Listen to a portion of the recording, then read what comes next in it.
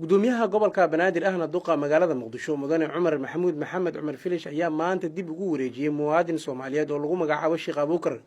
gurigiisa oo ku yaala degmada Kaaraan oo in muddaha gacantiisa ka maqnaa. Maamulka degmada iyo kan gobolka ayaa goobjoog ka ahaa xilku wareejinta guriga Sheekh Abuukar. Gudoomiyaha degmada Kaaraan Abshir Maxamed Abshir Kaaraan ayaa warbaahinta u sheegay marxaladda ay isla mareen isaga iyo reerka guriga gacantooda ku jiray. muxuu ahay la kala haystay oo dadkii lahayna ay ka maqnaayeen dad kalena iska deganayeen waxa inoogu yimid sheekhan Sheekh Abuukar oo cabasho ka ah u soo cawday maamulkana markuu arkay waxa inoo soo baxday inaan u yeerno darafka kale markaan u yeernana noo cadaatay in uu gurigaas wax sharci ah oo soo deganayn dabadeedna oo isla garanay inuu dadkii lahay aan ku wareejino saasan maanta ay noogu soo gabagabowday maalmo badan ay noo socotay laakiin hadda maanta Ilaahay wuxuu noogu fududeeyay in aan saakay furihiina kala wareegno dadkiina ay ku qanacsan yihiin ayagoo ku qanacsan inay ku wareejiyaan xalaashoodii ayaguna ay si sax ah ula wareegaan ku soo dhawow inaad waxaan rabnaa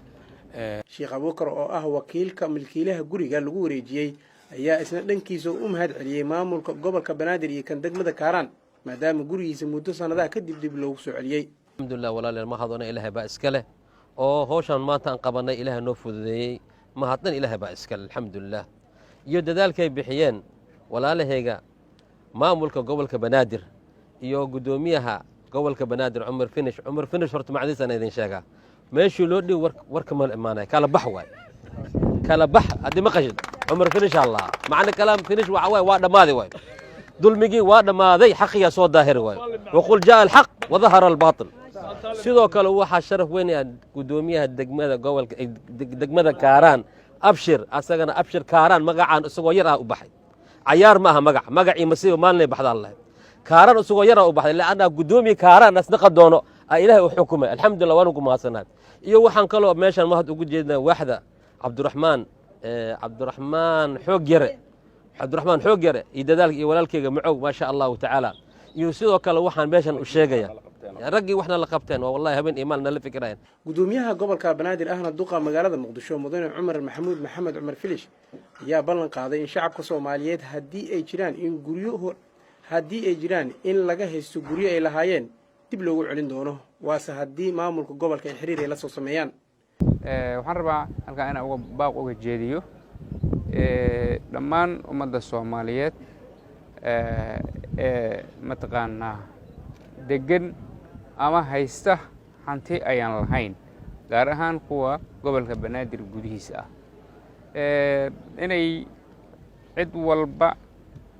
hantideeda ay dib ugu celiyaan ayaan ugu baaqaynaa inta aan dacwad iyo dhibaato iyo mashaakil kale uusan imaan haddii marka ay ayagu si wanaagsan wax isugu wareejiyaan oo milkiiluhu oo wixii si helo dacwo la'aan waa mid ugu sharaf badan uguna xalaalsan haddiise waxaygii iyo waxa kuma siinayo sheekada ay noqoto waxay noqonaysaa marka in qofka uu sharciga hor yimaado maamulka gobolka ama maxkamadaha tago markaasna xoog looga saaro ay imaanaysaa marka intii meediyaha lala wadaagi lahaa adoo xoog lagaaga qaadayo hanti dad waxa ku sharaf badan inaad si wanaagsan oo dadnimo ah isaga wareejiso mar haddaadan adigu lahayn ama aadan wakiil uga ahayn milkiilihii iska laha marka intaasaan rabay inaan baaqaas u jeediyo bulshada Soomaaliyeed qaar baa weli laga haystaa qaar badan waa la wareejiyay kuwa badan ayaa mataqaanaa dokumentiya loo samaystay gaar ahaan dhulalka bannaan kuma basii jirto ugu sii marka waxaasoo dhan dacwooyinkooda waan haynaa qaar badanna waa la dhammaystiray waa lagu guulaystay kuwa kalena waa daba taagan marka intaasaan rabay inaan mataqaanaa la wadaago meediyaha waxaan rabaa marka hadda gurigan cidii iska lahayd cidda uga wakiila inaan gacanta u geliyo furihii guriga isla markaas ay gurigooda si muuqata oo marqaati leh ula wareegaan. Ibraahim Xaaji Yuusuf warbaahinta codka caasimadda magaalada Muqdisho.